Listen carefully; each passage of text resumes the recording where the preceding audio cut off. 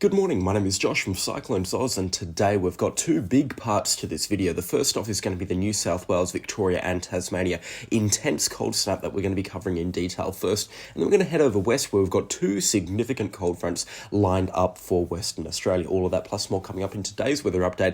We're going to get stuck straight into the New South Wales weather event right now. If you are brand new to the channel, please do consider subscribing and also leave a like on the video while you're at it. Your support is greatly appreciated. You can see the centre of the low pressure area now moving very close to Tasmania. It's got a central pressure of 984 millibars. It's really starting to get quite intense now, and it's blowing up some very strong winds around the centre of the system as well and off towards the west. In fact, there's been multiple reportings of wind gusts in excess of 100 kilometres an hour throughout Tasmania and the Bass Strait. You can already see out here Wilson's Promontory getting up towards 75 kilometre an hour winds right now, gusting to 95, and a lot of other wind observations around Tasmania also starting to get up quite high as well, including Mount Cyclones Island and some of the hills outside the Ben Lomond Ranges. Those winds will continue to pick up today, but we're also going to be seeing the rainfall pick up throughout the course of today. You can already start to see the rainfall starting to band ashore throughout Hobart and the southern parts of Tasmania, and some showers also extending through Victoria and the southern parts of the Gippsland region. And through the temperature observations as well, you can already start to see those temperatures are very low. I do understand that it is the morning hours, but already throughout Tasmania, there's no locations above 10 degrees Celsius right now on the most part, for the most part of Tasmania, and some of the highlands are already starting to get very close to zero. And also for Victoria too, those temperatures really starting to cool down. Mount Buller outside of Omeo minus 3 degrees right now, and it's not going to get much warmer there. And then Kilmore Gap north of Melbourne at 4 degrees, so it is already starting to get really cold, and that is all being powered by the backside of this low pressure system, and I'm going to explain that right now in detail. This is the center of the low pressure here, and you can see all of the cloud rotating around it very much like a cyclone. Think of this like the eye of the cyclone here, but on the backside here you can see the clouds are moving out of the south, and that's dragging up the Antarctic air pool that is driving these incredibly cold temperatures, and will be continuing to drive those bitterly cold temperatures for the next 24 to 48 hours at least for Tasmania, and then for the next 72 hours into Victoria and New South Wales. That's kind of the gist on the now for this weather event. We're going to jump over to the forecast right now, the rainfall forecast at least, and just take a look at what's expected throughout the course of today. You can see initialized with a pressure of 987 millibars of some heavy falls currently falling around the centre of this storm, and those heavy falls throughout the course of today, not so much until about tonight and into early tomorrow morning, are going to be extending over the south coast of Tasmania into the highlands of Tasmania, and then the couple of showers ahead of this frontal system will be heading up towards Victoria, colliding with the coastline and providing a couple of mils of rain for the, at least especially the western and the central coastline of Victoria. But the majority of the heavy rainfall is going to be Tasmanian focused. In fact, up to 50 millimetres for some locations expected today, especially around Bruny Island and locations inland from Bruny Island, north of Mount Cyclones Island. Mount Wellington could also see up to 50 millimetres on some sides of the mountain. Hobart expecting a healthy 30 millimetres of rainfall, and then rainfall also extending up the west coast, the east coast of Tasmania, which will continue throughout the next 24 hours. The rainfall will not be easing off for most of Tasmania, not at least until tomorrow morning, when it should start to clear out tomorrow morning into tomorrow afternoon as this low pressure area moves over the Furneaux Islands and up in towards Victoria. Now, in the wake of the system, it's going to be dragging that cold air pool with rain and moisture up into Victoria and New South Wales, and that means that the snow for New South Wales and Victoria is going to start from sometime early tomorrow morning. Blizzard conditions are actually expected to extend across parts of the Victorian highlands, especially for elevations above 1,300 metres, from about Monday at around 5 or 6 p.m. Around dinner time, those blizzard conditions will get stuck in there. So if you are on the roads in around that time, just make sure you are taking it extra safe. And once those whiteout conditions extend across this part of Victoria and New South Wales at around 4 or 5 p.m, just make sure you are inside and ready to hunker down from this weather event, because it is just not worth driving around in such a severe storm. You can see on the little temperature icons here for the locations in the towns outside of on the windy map, you can see a lot of temperatures getting into the low single digits by Monday afternoon and evening. Orange at 2 degrees with some wet snow currently falling out the side of it from in New South Wales, and this is tomorrow afternoon. But New South Wales kind of doesn't get the worst of the snow until about Monday evening and into early Tuesday morning. Still though, those blizzard conditions will continue for the tops around Thredbo and Perisher Valley right through Monday evening and into early Tuesday morning, and the heavy rain also for the Gippsland region and the mountains around the Victorian east. But the rain and the snow doesn't really extend into New South Wales until about Monday evening and early Tuesday morning. And like we have been discussing, none of this rainfall is expected to be heavy, not for New South Wales at least. So it's best that we switch it over now to the snow map, or at least the precipitation type map, and see where the snow is going to be falling. And we'll be pulling that back to around this afternoon and evening. We'll see where this snow is expected to extend across. So a couple of light showers are expected to move across New South Wales tonight and into early tomorrow morning, and for the highest tops around New South Wales, especially in the south of New South Wales around Thredbo, and for the mountains outside of Katoomba and Bathurst, there is going to be a couple of flurries of snow there throughout the course of tonight. Barrington Top's expected to develop a few showers of mixed snow and rain throughout the course of tonight and into early tomorrow morning as well, but the real snow doesn't start for the Barrington Tops of the mountains around Katoomba until tomorrow evening, Monday evening, and then into early Tuesday morning, and then the snow does become very widespread through New South Wales. Tuesday morning, it's going to be absolutely awfully cold for these locations, with a wind chill that could be descending temperatures, or that feels like temperature at least, well below zero. So yeah, just make sure you are really rucked up on Tuesday morning, because it's going to be bitterly cold, and that snow extending as far north as the Barrington Tops and the mountains outside of Tamworth and Armidale. It shouldn't make it as far, or no, it actually does make it as far north as Glen Innes, but that should be the furthest north that the snow does make it. It's certainly not going to get itself into Queensland. It just isn't going to be cold enough for that. But yeah, so once in a year, or for some of these locations, a once in 5-year weather event with some snow expected down towards 1,300 metres on the tops outside of the Barrington Tops, Armidale and Tamworth and Glen Innes, and then down towards Katoomba and Bathurst. Snowfall is expected for locations above 900 metres or 1,000 metres. The exception being Orange. Orange is expected to get a few flurries of mixed snow with up to 5 centimetres of snow now on their forecast. That's kind of a bit of an outlier, but they are wedged between little valleys. So valleys can also pick up some pretty good snowfall accumulation. So if you do live nestled between two large hills, just be warned, you could receive a good dumping of snowfall. Like I said, the bulk of the snowfall remaining in Victoria and New South Wales, and continuing into about Tuesday morning, the snowfall there will add up. In fact, up towards 40 centimetres of the stuff is expected for Thredbo. We did say 50 centimetres yesterday, but still 40 centimetres, a very healthy dumping. That's about a third of an annual total snowfall, so certainly a very significant amount of snowfall is on the way for the ski resorts around Thredbo, Perisher Valley, and then down towards Mount Buller and Mount Hotham. So that is very good news for them. However, for roads and so forth, it isn't exactly the best news. Now, the proximity of this low pressure system, especially Monday evening and into early Tuesday morning, where it is offshore from the New South Wales coastline, in fact, north of the line of Mallacoota, means that Victoria is going to be comparatively mild to the conditions that they are experiencing today and tomorrow. In fact, Melbourne, a very warm 11 degrees, but locations in New South Wales, which are to the north and the west of the low pressure system, where they're going to be getting that Antarctic air pool, they're going to be very cold. In fact, you can see a lot of locations very close to zero, orange at 1 degree, and this is early Tuesday morning and into Tuesday afternoon, orange not getting warmer at all, and that is just a testament to how powerful this cold air pool is. It is going to be very strong indeed, and it's going to be bringing those bitterly cold conditions. Now, the snow does more or less completely ease off for these mountains Tuesday night into Wednesday morning, with a couple of wet flurries still expected to continue for the highest of elevations through Tuesday and into very early Wednesday morning.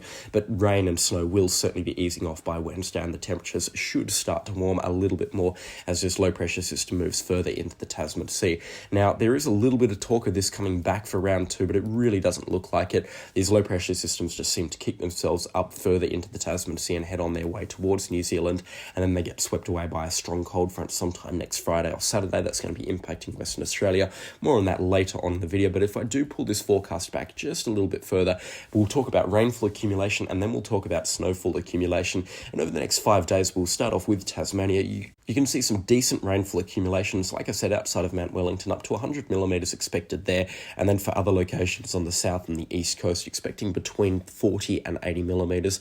The wettest of locations should get towards 100 millimetres throughout the course of today, so there certainly is the chance of some flooding, especially in the northeastern corner of Tasmania and the southeastern corner of Tasmania. So just make sure you are staying safe and staying aware around those riverbanks. Melbourne expecting a healthy 25 millimetres over the next 48 hours. It's going to be the mountains in the Gippsland region, though, that get up towards 50 or 60 millimetres.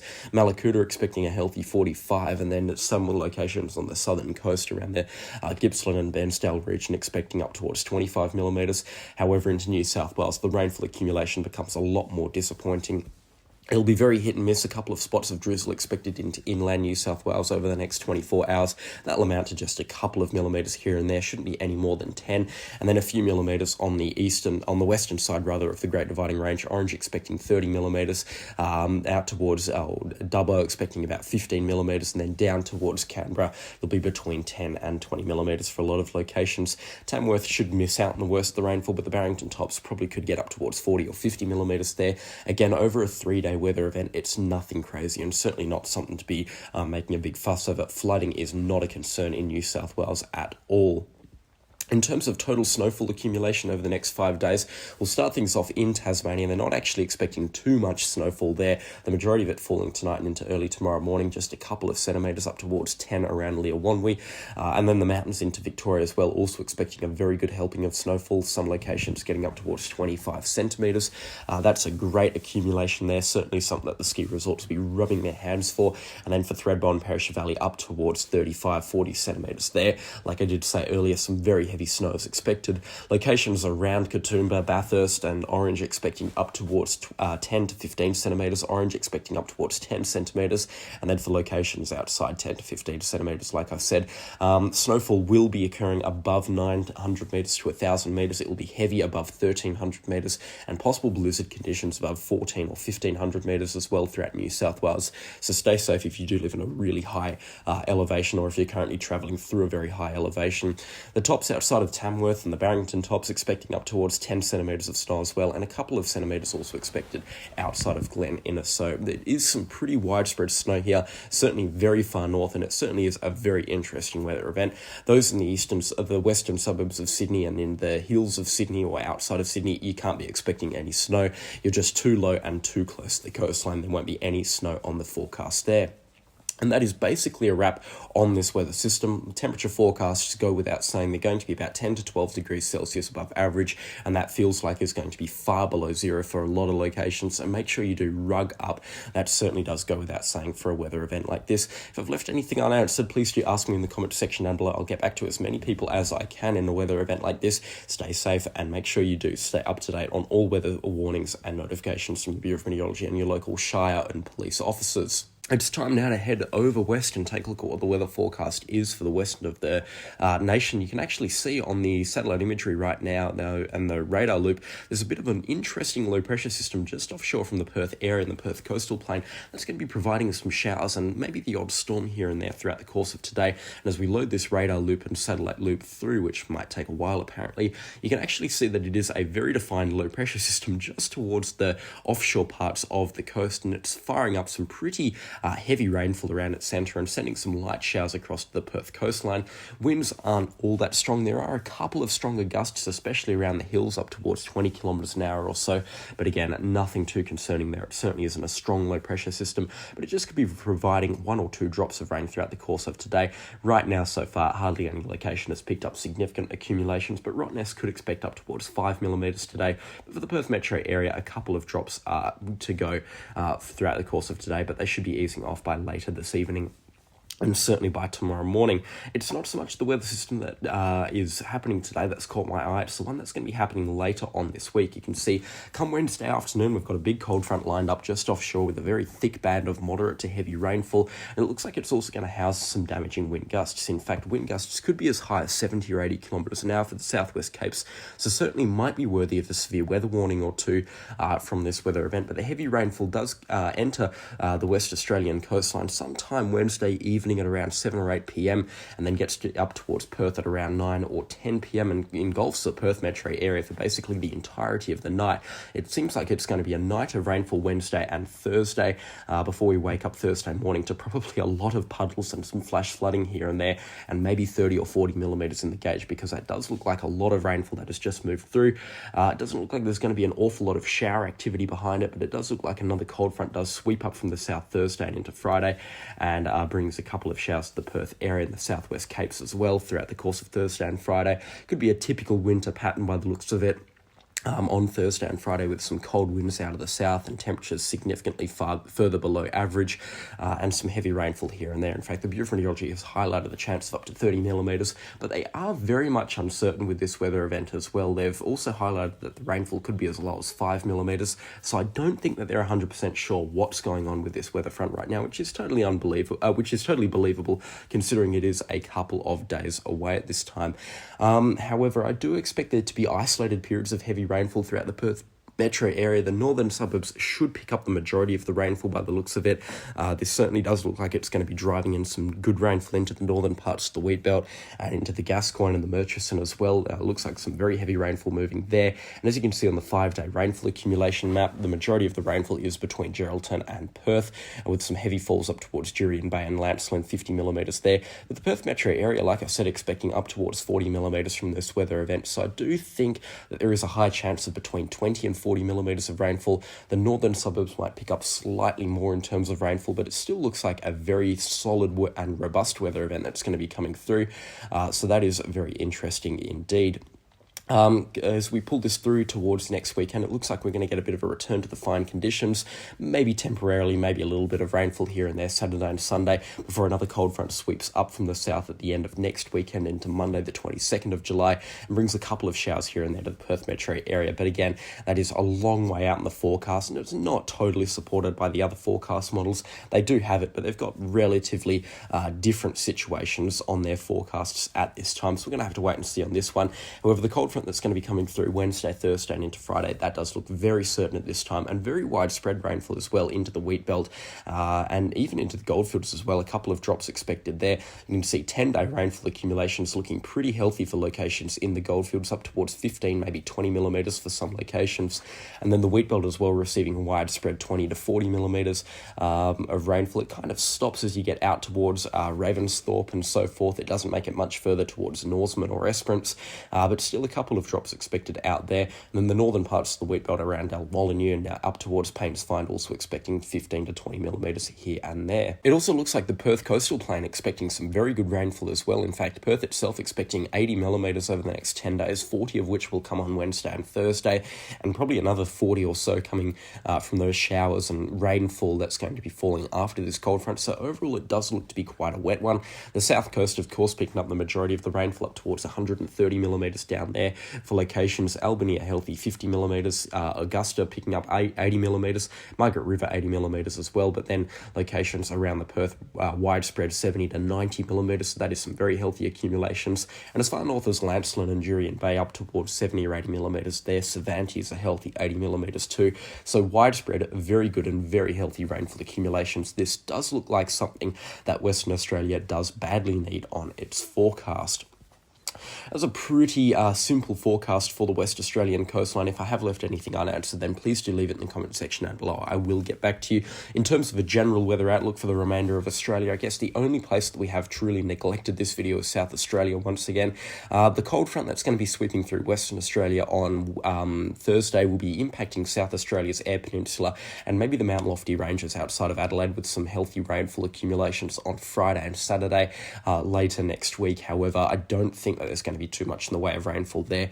They're in a bit of a dry phase at the moment. Queensland remaining high and dry over the next 10 days. The Northern Territory as well, not a drop of rainfall over the state. And the tropical parts of Western Australia as well, looking fairly dry at this time too. So overall, it looks like we're definitely in a bit of a dry phase at this time, apart from the nation's south, especially Western Australia, which is, interestingly, the wettest corner of the nation at this time. So that's some very good news for farmers in the agricultural regions in Western Australia. Some much needed rainfall that certainly wasn't on the long-term winter forecast, and some good rainfall as well for locations in Victoria and Tasmania for farmers there. It'd be good if New South Wales could get a little bit of a top-up, but that doesn't look like it is anywhere on the cards at this time.